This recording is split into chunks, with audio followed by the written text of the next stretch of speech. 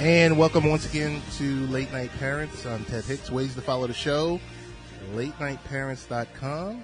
Across from me, Rich Valdez. Ted, what is going on? It has been a while. Adjusting his headphones. Yeah, it's been that long that you're adjusting just making sure they're custom.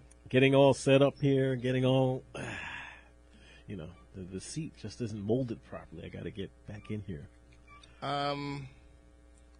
I will say for this, new train, old route, or old train, new route. Neither.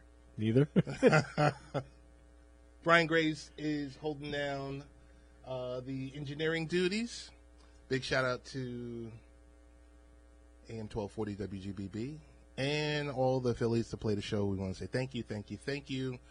No, we've been a little light on new shows as of late due to various things we've been celebrating.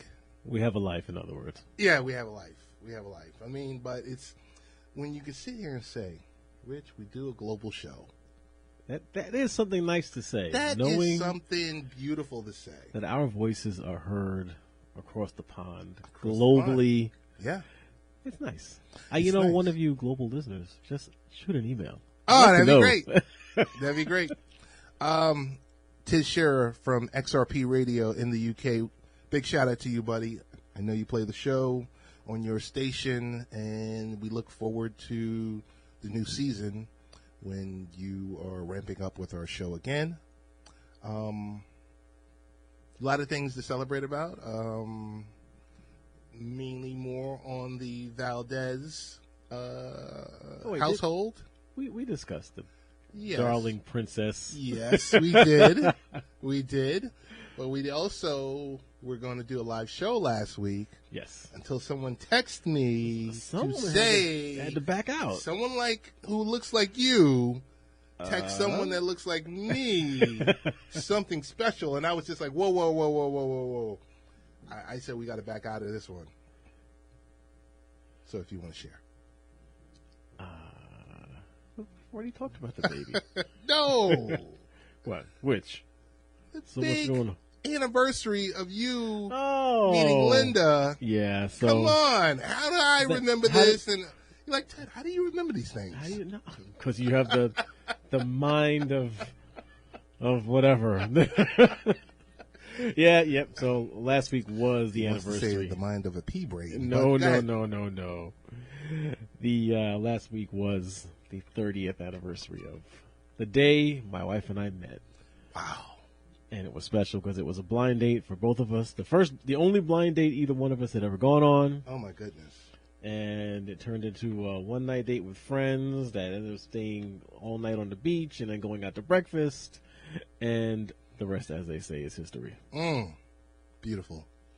Big shout out to Linda for putting up with you. I tell you. We definitely wanted to shout that out. Before we started anything to talk about any topics or anything, so now we've done all the housekeeping and good things.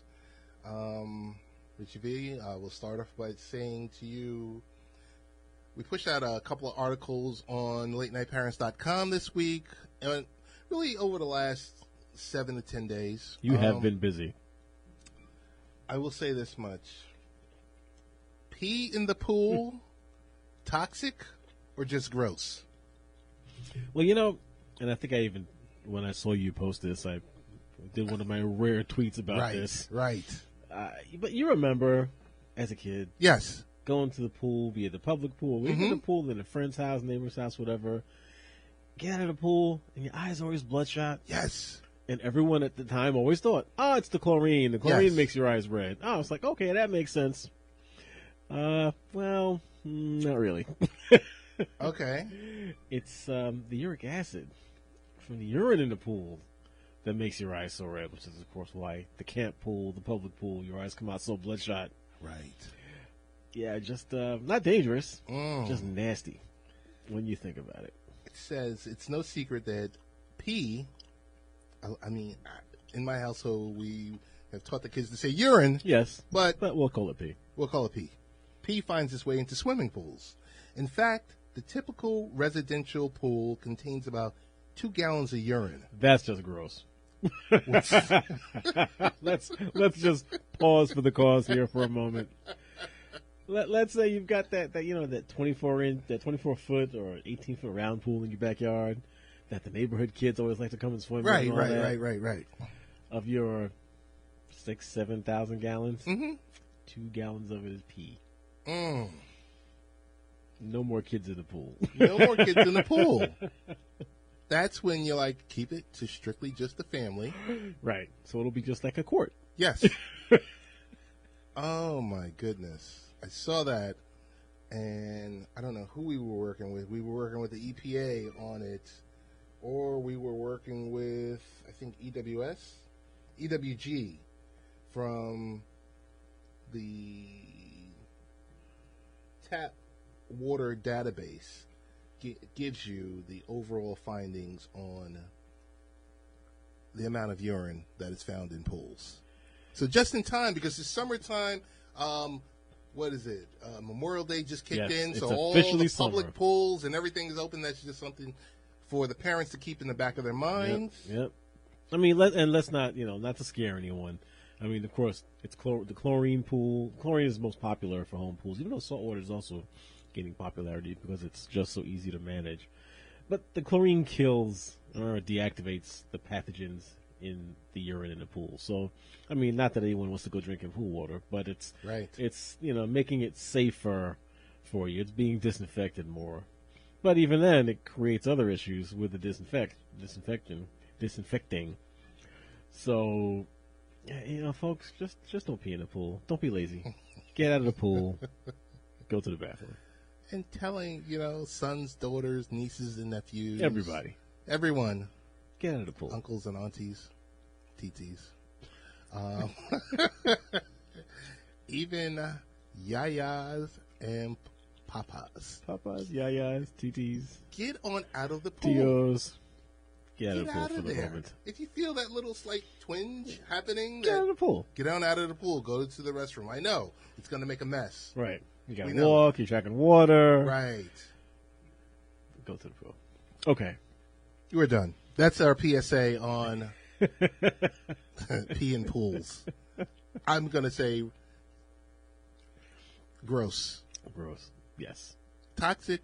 Not so much. Gross. Gross, yeah. Something you'd rather not think about. I'll say this much. Sorry, fitness fanatics. Your 10,000 step goal is bogus. Hold it. You mean that when I decide to wear my fitness tracker, I'm not mentioning your name because we get nothing from anybody. Right. When I wear my fitness tracker and my wrist starts to vibrate once I hit that magical 10,000 step number and I look down and see little fireworks, I was like, oh, I hit 10 grand. Nice. Go me. You mean it's bogus? Well, I'm not going to say it's bogus. I mean, I think that's a great thing for you to do, but I think the benefits might flatten out after 7,500 steps, making those last 2,500 paces futile. Oh, so you mean I can't even celebrate being extra?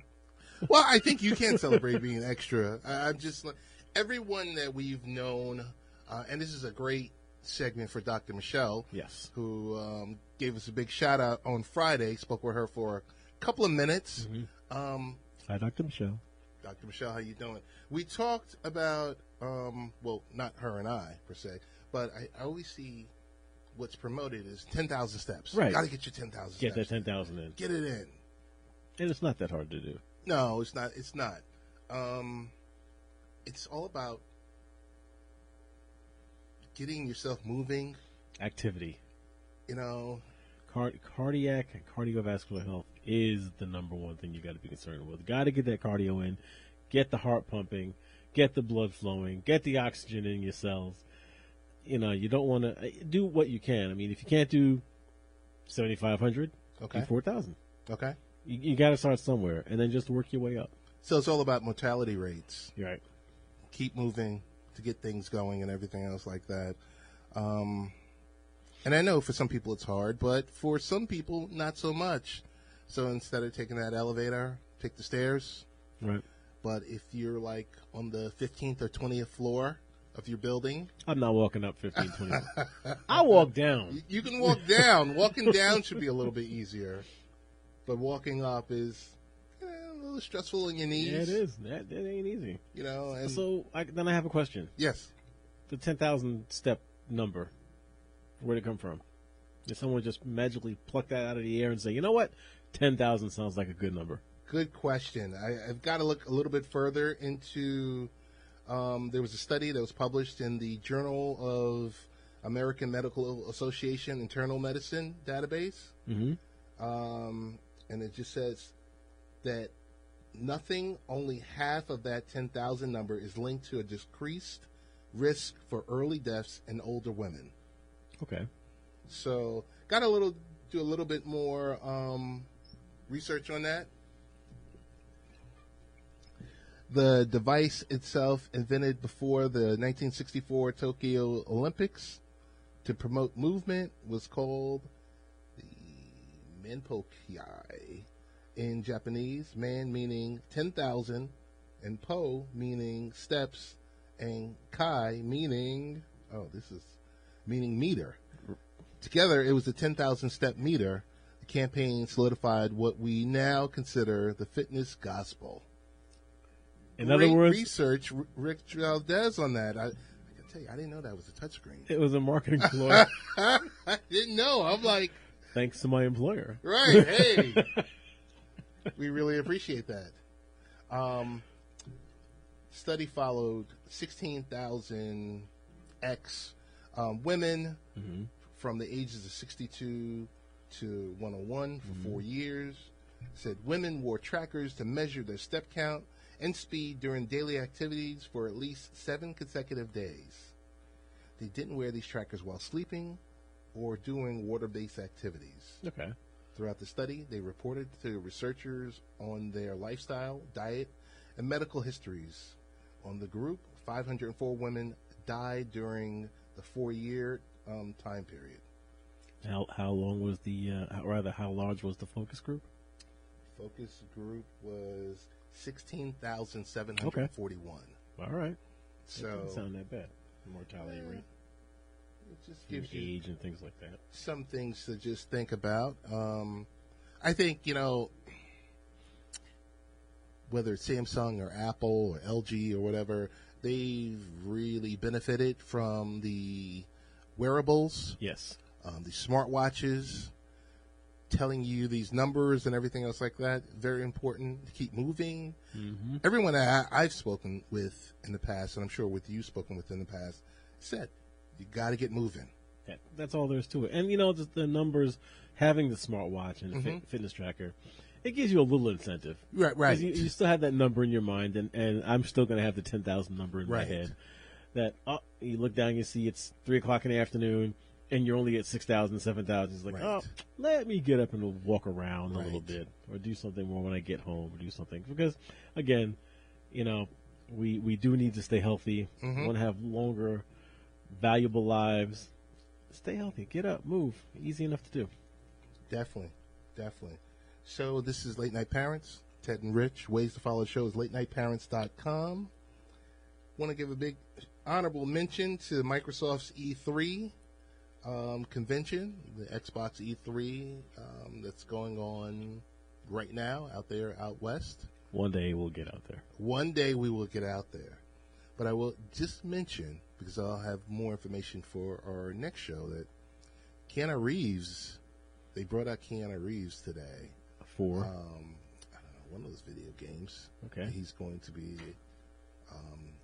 involved in. And I just think Keanu Reeves is someone, I don't know if you can compare him to someone like a Tom Cruise or the like. He's getting close. Just that longevity, Rich. Have you been following the John Wick franchise?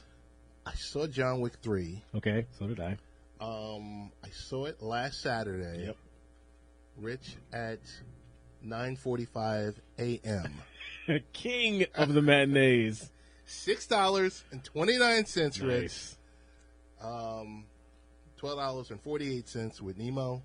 And then you had to get the $12 popcorn. The $16 popcorn. $16. Oh, you got the super jumbo large refillable. Yes, we did. Good. And I even splurged slightly.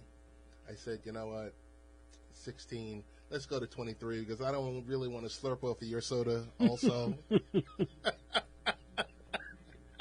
kid germs. Yeah, I'm like, nah, no thanks. No, thank you. You pee in the pool. It's just gross. Yeah. You know. So you spent more on the concession stand than the movie. Than the actual movie. This is Yankee Stadium. It kind of feels like Yankee Stadium. Hey, we got a upcoming date for Yankee Stadium. I saw that on my calendar, and I got to see. Week? I think it's this week, and I might have to see if I can get to it. But I've got a mandatory training I've got to be at Tuesday. Okay. So, I saw John Wick. I mean, John Wick 3, Rich. Yep. And you saw 1 and 2. I saw 1. Okay. And I saw parts of 2. Okay. Like, I watched it, and it was one night when I just dozed off. Gotcha. Not that the movie was slow or anything like that. I think the franchise has gotten better each time around. I think, I don't know if it's gotten better. They're giving us more of the backstory. Okay. We're learning about, why they make the coins, who makes the coins. We got the whole Saudi Arabia thing, or out in the desert, and finding out more there. I kind of feel that Is it a wall? it's pretty much at a wall now, yeah. Because you think about, again, a great movie, not downing it at all. But especially in John Wick 3, it was more of the same, on top of the same, on top of the same, on top of it again. You know what I mean? You're talking about the fight scenes. Violence? Well, I won't even go there. When the glass is just getting broken and everything like that. It's more scenes, and here he goes, the flip, the turn, the twist, the turn around, to shoot this guy twice in the body, shoot him once in the head, twist the arm, flip him over. I mean, granted, it looks great. The choreography is amazing. Yes. But we've seen it all so many times already. I'm just going to say, the fact that they can put a movie like that together for such a low amount of money. Yes. You're going to make a killing at the box office. No CGI. No CGI. This is all live action. No live action. And the actor doing a lot of his own stunts. Yes. And the fact that when you could sit here and say, oh, okay, we did this movie, and the only reason the number has increased is because of the marketing dollars. Right. They're still making hand over fist. And John Wick 4 already Well, you know it's on the way. We know it's coming. And again, I thoroughly enjoyed it anyway. I still feel that the first one was the best. Okay. 2, give us some story, start developing more of a plot. 3, continue that line. Could have used more Halle Berry. I did like her character. But it's great. We'll see what happens in the 4th one. Now, do you think we're going to see John Wick 6, 7, or 8, or you think 4 might be it? Because going into this, I thought 3, and sorry folks, spoilers, I thought 3 was going to be the last one. Oh, okay. I think it really all depends on that first weekend. Okay. That's what I think. Okay. Something like that, where it's put together, like the way it's put together, I think it really depends on that first weekend. Got it. That first weekend will tell you everything from the global box office. I like the fact that part 1 happens, and there's like next to no time that passes. And 2 was out. From 2 to 3, right. And it's like, realistically, they're like, hey, we can pump this out every 2 years. Right. Kind of Mission Impossible-like. Yes. It's going to require character development from the exterior, like supporting characters. I love the Lawrence Fishburne tie-in. Yeah, you know, nice character. I like him too, and obviously they're going to be friendly. Yes. Come episode 4. I mean, spoiler, no spoiler. I love the ending. The ending was kind of told us everywhere where the show's going to go. I mean, the next movie's going to go. Yep. Me personally, I like it. I like the fact that you turn around and all you see right now is Keanu Reeves. Yes. Upcoming, joining the Marvel Cinematic Universe with Eternals. Oh, I didn't hear about that one. Yeah, he's joining go Keanu. MCU. Go Keanu. He's joining the MCU for Eternals. They won't tell you which role. Right. The stuff with E3 and his name is just everywhere. But like I said, it's always been everywhere. Right, but he's no spring chicken anymore either. No. He's out there doing the thing and training hard. There was some early references to him being Wolverine. I'm like, isn't he even older than Hugh Jackman? And especially when Hugh Jackman started right in the role, he was pretty young then. Yes. Speaking of X-Men, have you seen Dark Phoenix? I did not, and I heard the box office crashed and burned this week. Yeah, hearing the story is horrendous. It's horrendous. But it's over. This is it. But the last one was pretty bad. Yeah, they've been on a downslope. Yeah. Steady downslope. I don't know what. Will I go see it? Of course.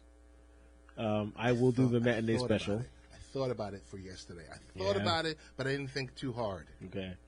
Yeah, I'll do the matinee special on it. Just because, again, it's X-Men, it's MCU. But the good thing is, MCU, next iteration of X-Men should be all part of the Disney-owned Marvel world. That's so going to be we great. should get the real X-Men. That's going to be great. I wonder if they're just going to say, the stuff that happened before, never happened. Never happened. Doesn't exist. It's Never not part happened. of our world. Reboot from the beginning. Okay, I'm good with it. Yeah, I would like to see Fassbender and McAvoy somehow transition over there, but I guess that's going to be hard because once they've done the role 3 or 4 or 5 times, then the amount of money that they're asking for is going to be astronomical versus you get these unknown actors and you kind of let them fill the role. They fill the role for the next 10 years. Plus, again, especially if they do a reboot, and I would think they would, you can't have the same actors in the roles anymore. Right. You've got to completely disassociate everyone from it. New movies, new storylines from the beginning. Let's do an origin and everything else, and go for it. So, are you saying when Fantastic Four comes online, we won't see Chris Evans or Michael B. Jordan as the Human Torch? I hope not. Have nothing against either one of those gentlemen. I thought the movie was fun. I'll give it that. Which one? Both Fantastic Fours. Really? Yeah, they were fun. I didn't say they were good. The reboot version, or no? I'm the Silver Surfer one. Oh, okay. And even the Doctor Doom initial one. Okay. I thought they were fun. Because the one with Michael B. Jordan. Yeah, I saw it. That I don't even think the thing was 120 minutes long. No, excuse me. Probably not. Rich, it wasn't even 90 minutes long. Excuse me. It was barely 80 it that minutes. short? I'm telling you, look it up. I know it was forgettable. It was so short that. So, and I hate to admit this. Go ahead. So I purchased tickets. We tried to purchase tickets, right? Mm-hmm. They told us the movie had already started. So you went to get popcorn. So then we decided to purchase tickets for another movie and go see the reboot of Fantastic Four. And I didn't get it because I was like, the theater's not even packed. And they wouldn't sell us the tickets. So went in there, saw the movie, and I was like, man, this is horrible. I didn't see it.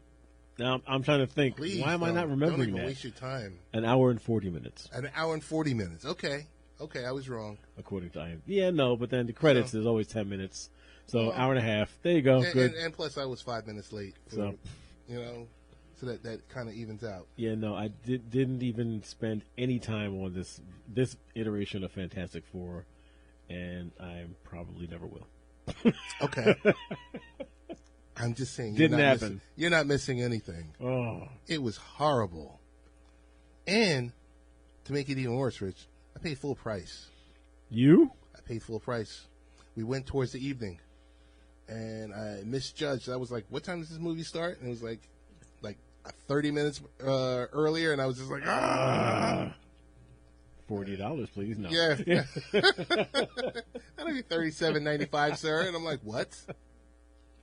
But you're listening to Late Night Parents, ways to follow the show, latenightparents.com. While we're talking media. Yes. Since now there's nothing else to do on Sunday nights on HBO that's really concerning us. Oh. But on Monday nights, even though it's over, did you watch Chernobyl? I didn't, but I know all 6 episodes are available now. Yes, that was me hitting the table.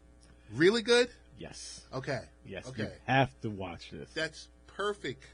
Perfect, because I was going to say to you, I just started watching The Chi on Showtime. Linda watches that. She's getting into it. She says it's really good. Everyone I've talked to said it's watched good. the first 4 episodes of it, and I was just like, okay. Chernobyl, I heard a lot of great things about it. And I said 6 episodes, really hot on it.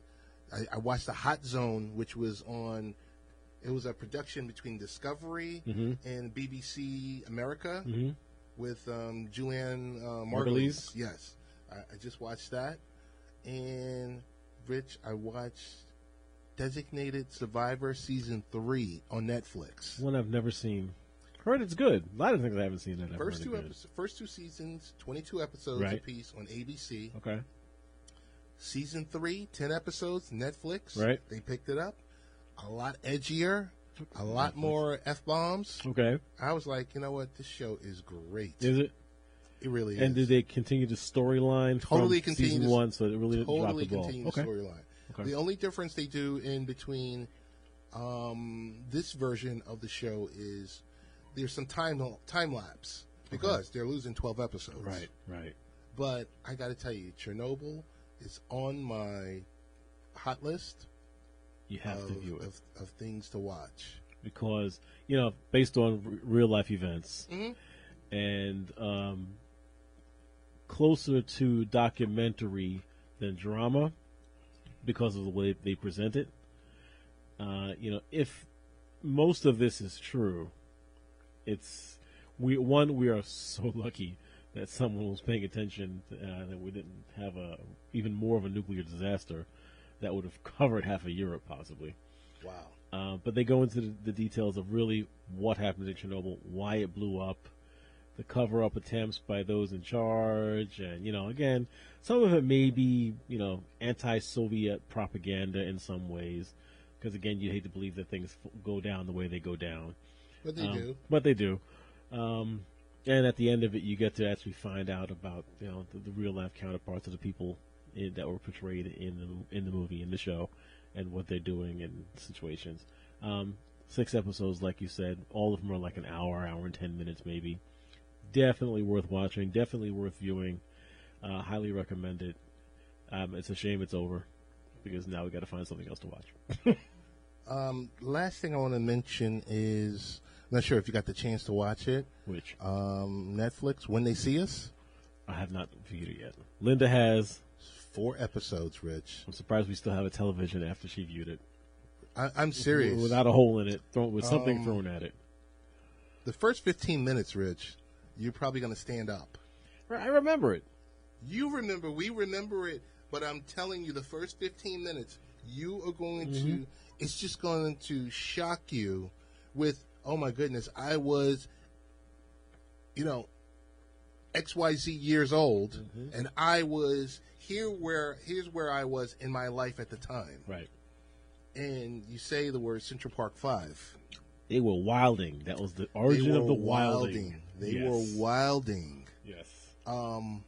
It's something, and I will say that Linda Fairstein, the prosecutor, who's losing everything. The chickens are coming home to roost. Finally.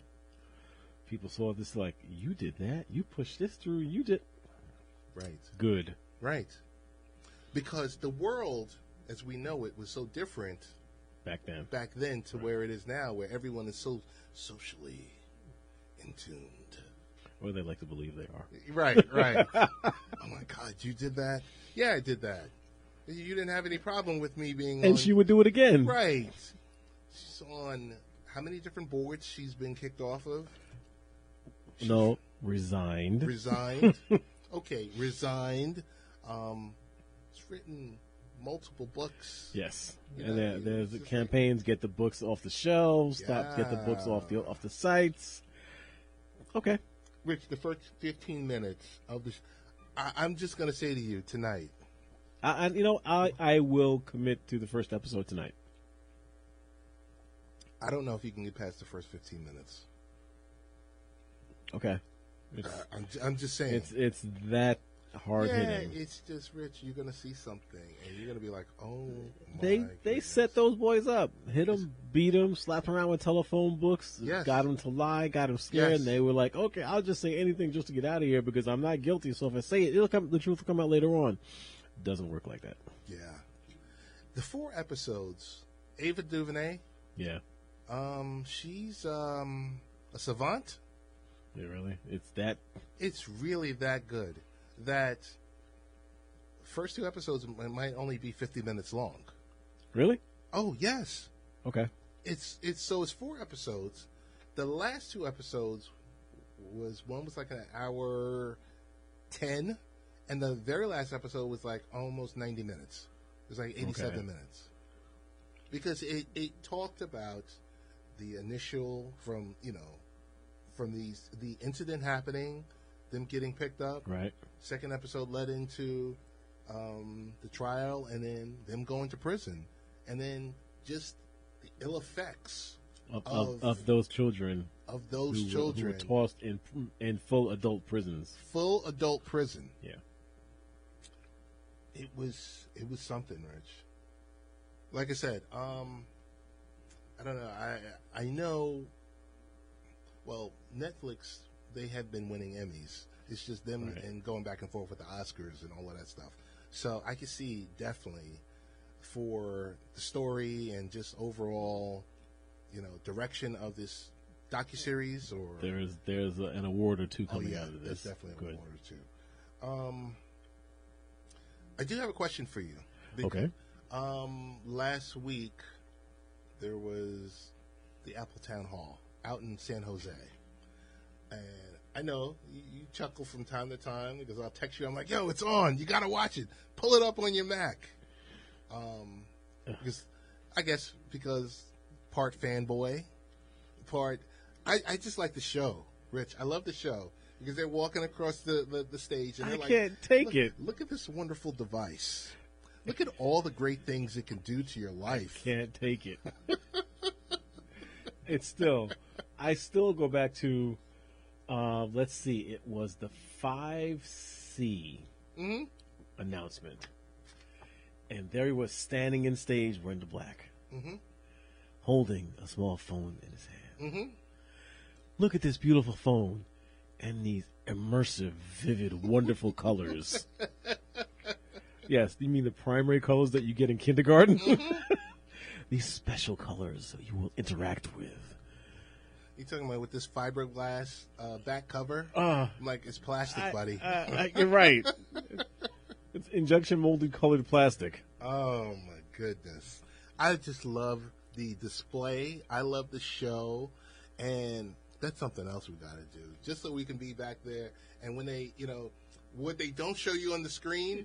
The side screens come up and say applause. Right. Everyone is like, which I think is really funny.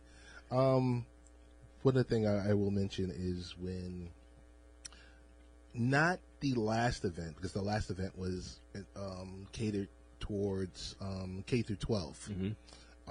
The previous event, which when Oprah came out at the end, and you could see Tim Cook look like he was ready to cry. He's here. And they had the music going, and she was just standing there, and she was just like, I decided to have this relationship with Apple.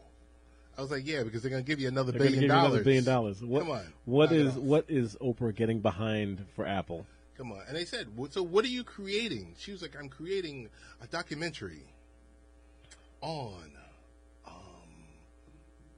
child labor or child labor laws, or and women being okay. I mean, that's the topic itself. Yeah, is all yeah. worthwhile, sure. It's like 2 ththings she's putting together. And I'm not saying they're not going to be good. I'm sure they're going to be great. But the one thing I will say from last week is, 2 things. Go ahead. The iPad OS.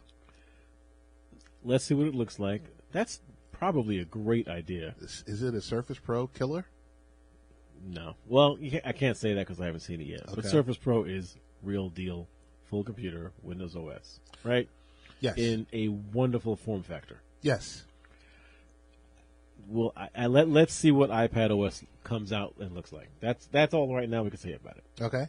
Because if it's anything, if it's just another stripped down, modified iOS, then why? What about the innovation with the iPad OS? Mm-hmm. You can now use wait, was that a USB thumb drive, Rich? Wait. But here's my question. Yes. Without a dongle? Of course not. Really? Of course not. No, really? You have to put the thumb drive into the dongle and then insert the dongle. Yes. I'm like, come on, man. This was almost another one of those times. Yes. Surely you can't be serious. Yeah, I am. Don't call me Shirley. So, all right. So I can use a USB. I mean, hurrah. About time. But I have to use a dongle. I can't just plug my thumb drive into... Of course not. See, that would have been good. Of course not. That would have been perfect. USB device. Plug it in. It's seen. It's space. Use it as additional storage. Use it as additional OS space if it needs it. I agree. So now we're going to have to use a dongle, take up that existing single port. Yes. Okay. Unless they're going to come out with another version. Because there was nothing hardware related was released or discussed on Monday. Wait, didn't they talk about the Mac Pro? The cheese grater? Yes, the Mac Pro, but nothing in regards to iPads. Okay, gotcha. Nothing, gotcha. But yeah, the Mac Pro is like, starting at $7,000. And that doesn't include, hold it. It's like $6,000 and doesn't include what was it? The key. It doesn't include something necessary for another $1,000. Stop it. I mean, it's getting painful. No, what's painful is people buy it. Well, people do buy it because it's kind of like they tell you, "Hey, this is what you need," and next thing you know, you see right, and you see people standing on the corner the day of that it's released. Yeah, they didn't do that much with the last Mac Pro though. Oh, okay. That was not quite all that successful for Apple. The black tower. Mm-hmm. So. Oh, with their phones. You see the lines outside stores. And still you do. But even phone sales are dropping. Wasn't this the first quarter in 15 years? They announced that we might not make our numbers. Of course. It's drying up. $1,000 phones, $1,200 phones, $1,500 phones. Nope. I like, and before I get off into a tangent, I like what Amazon is about to do with what's the mobile service? What's the kind of Boost Mobile? Mm-hmm. They're thinking about buying Boost Mobile. They are getting close to monopoly territory. Yeah, they are. They are. But the question I have for you is, what's going to happen to my music, photos, and iTunes movies? Gone. Come on. So there will be at least 3 separate apps now to replace what's built in. Yes. You already have Apple Music. You already have Apple TV. Right, and now you're going to have an Apple Podcast app. Right. Okay. The thing that I wonder about... Apple Podcast app is already there.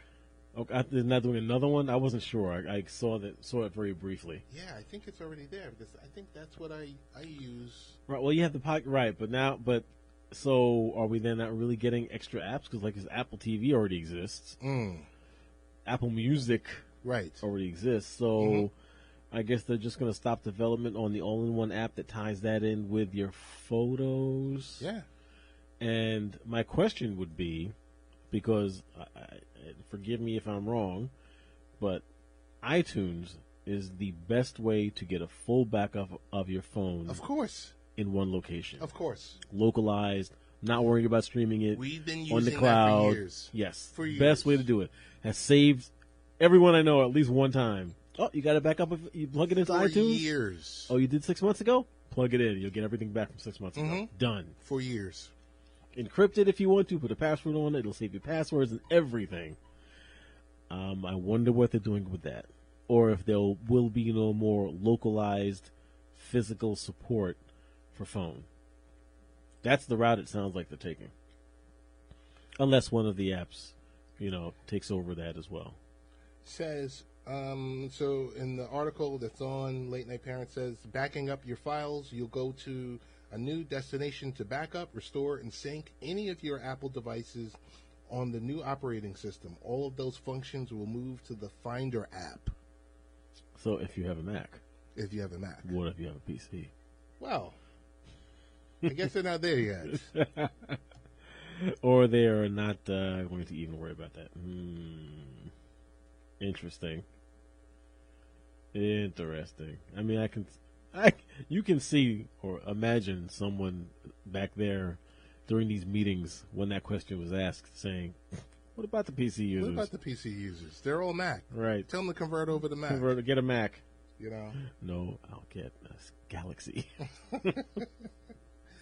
Hey, you're listening to Late Night Parents. This is Ted and Rich. Ways to follow the show is latenightparents.com. Rich, we've talked about the weather. The weather is changing. Yep. All the above. It's getting beautiful outside. Getting really, really nice outside. We blink our eyes. It's going to be Independence Day. Yep. Topic to talk about is heat stroke. Oof. Very Some serious. hard facts about heat stroke.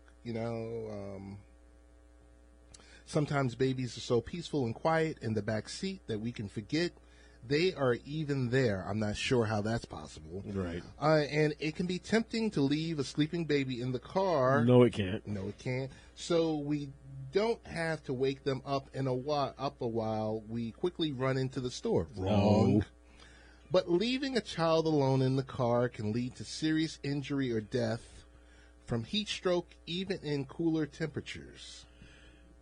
All right, so we have some helpful information here, some facts. So, some hard facts about heat stroke.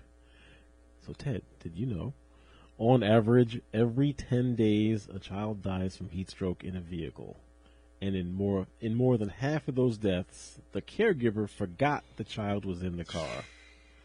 Now, I mean, How? I'm going to take a pause here for a second. How? You have 2 children. Yes. Who you've raised from babyhood. Yeah. I have 3. I have forgotten a lot of things in my life. I've never forgotten my kids. Never forgotten the kid in the backseat. I don't know how that happens. I don't get that. But it happens, and it happens more often than you and I would like to believe. And we're not belittling anyone No. that this has happened to. Accidents can happen, and I'm sure it's especially if there is a negative outcome from it happening, and you don't just get like, oh crap, I forgot, and run out and open the door. But people kind of forget that a car sitting outside can heat up 19 degrees in just 10 minutes, and cracking the window doesn't help. It's an oven. It is. It's a greenhouse. You remember the days of cassettes? Yes. Did you ever leave a cassette in the dashboard or on the dashboard in the summer in the light? Mm-hmm. Done. It was part of the dashboard. Became part of the dashboard almost, right? I mean, I realize young children are particularly at risk because their bodies heat up 3 to 5 times faster than in adults. And that's just, when you hear the stories of children who have died in this manner, you think of the poor child sitting back there in the car seat, heating up, having no clue what's going on, right? And the discomfort that they were taking and feeling. I just remember being parked. So this is about almost 20 years ago. Mm-hmm. This is about 18 years ago. I was parking lot in Tampa, Florida, in August. August in Florida. August in Florida. Good Lord. Parked in a mall at the top level, so okay. The sun is directly hitting the car. Okay. I get back to the car, and I look at the car, and I turn the car on. Right. And it says like 104 degrees. Right. I'm like, ugh. Right. It was one of those things where you reach your head in there, you put the key in the ignition. Open the door and get your head back out. Yeah, it's an oven. It's an oven. It's really, really scary. Tips to preventing heat stroke. You reduce the number of deaths from heat stroke by remembering to act. Avoid heat stroke related injuries and death by never leaving a child alone in the car, not even for a minute, and make sure to keep your car locked when you're not inside so the kids don't go in on their own. Right. Very important. You know, times you see kids and playing in cars, and you're like, well, What are you guys doing? what Right. are you doing? See, create reminders, keep a stuffed animal or other mementos in your child's car seat when it's empty, and move it to the front seat as a visual reminder when your child is in the back seat. Or place and secure your phone, briefcase, or purse in the back seat when traveling with your child. Right. The T, take action. If you see a child alone in the car, call 911. Emergency personnel want you to call. They are trained to respond to these situations. But, and yes, definitely call 911 immediately. But there's still other, according to the Mayo Clinic, there are other actions you should take. And this, is if it's a child, if it's an adult, either way. The first thing you want to do is get the person into shade or indoors. Get them out of the hot environment. Because, heat stroke doesn't necessarily just have to be, in a car. Mm-hmm. You can get a heat stroke if you're outside working, outside playing basketball in those hot summer days. I thought that, one of the first things would be, try to get them hydrated as quick as possible. Well, first you got to get them out. Okay. Get them right. Okay. Remove whatever excess clothing that you can, just to help them cool off, and then cool them with whatever means you have available. Put them in a cool tub of water, cool shower, spray them with a garden hose, sponge them with cool water, a fan, misting them with cool water with a fan, ice packs, wet towels, whatever you got to do to try to and cool the person off. Because heat stroke is very, very dangerous. Core body temperature of 104 Fahrenheit or higher that's when you know you are in heat stroke mode, and that temperature has to be lowered immediately. One of the last items we may talk about, Rich, is Walmart. We want to talk about the second item that's listed on our to-dos. Walmart employees will soon deliver groceries directly into your refrigerator. No, they won't. The in-home deliveries will kick off this fall. So wait a minute. Not the Valdez household. So I'm stuck.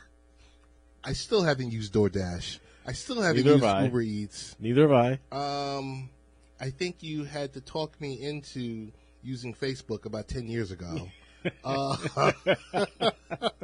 And you do it once in a while, kicking and screaming. I think about 10 years ago, you said, Ted, there's this really cool thing called Facebook. You should really do it. You should try it. And I'm looking at you, why do I want to do this? So now, 10 years, we fast forward 10 years. And we're all saying, why do I want to do this? Rich, you gotta sign up and use the in-home service. Nope.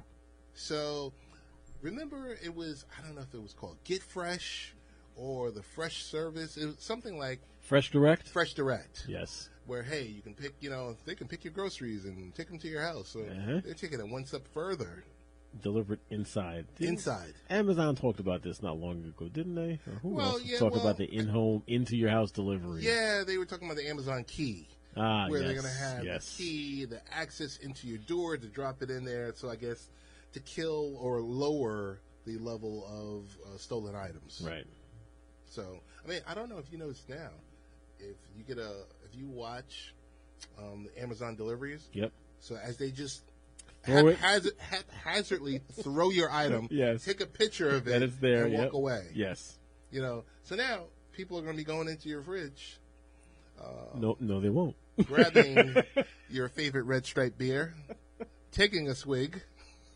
So does that mean now I'm going to have a Ring camera or my Wise Cam inside the fridge? Inside the fridge. So I have the Wise sensor on the fridge. So when the door opens, the camera turns on. You want to make sure no one's messing around with your tuna casserole. Right. So Walmart, what does they say? They're taking the order from food aisle to fridge. That's according to a statement issued by Walmart. They plan on launching this service, this fall for over 1 million customers in Kansas City, Pittsburgh, and Vero Beach.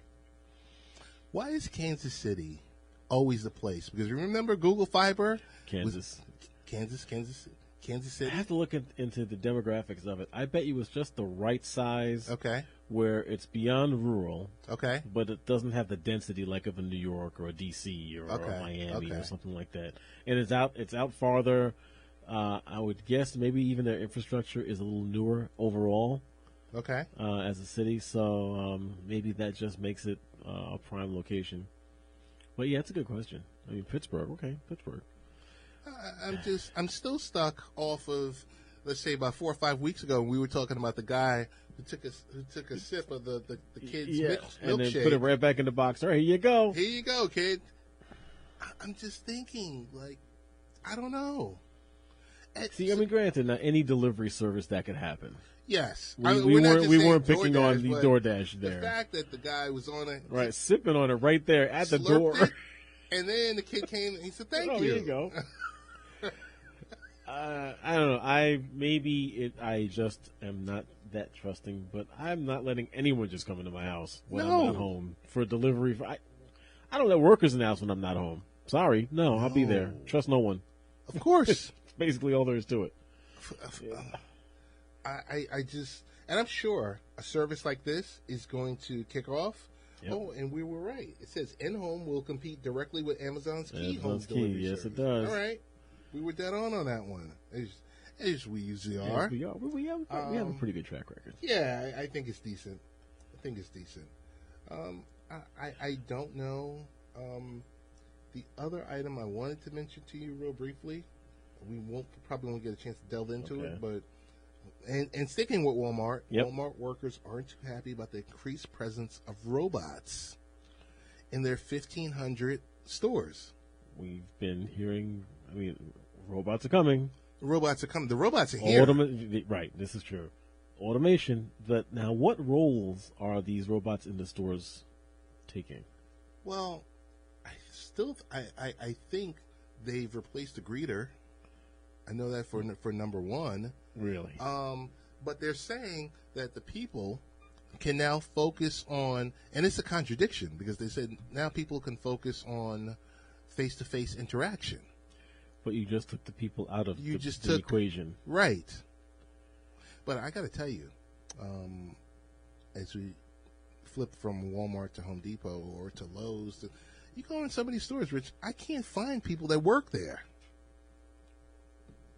You have to go touring, it seems. It's this. You have to go from whatever section you're in to one of the two adjacent ones to find someone and hope they're familiar enough. Right. Or can at least get someone on the courtesy phone to get to the aisle to assist you. That's what I have a problem with.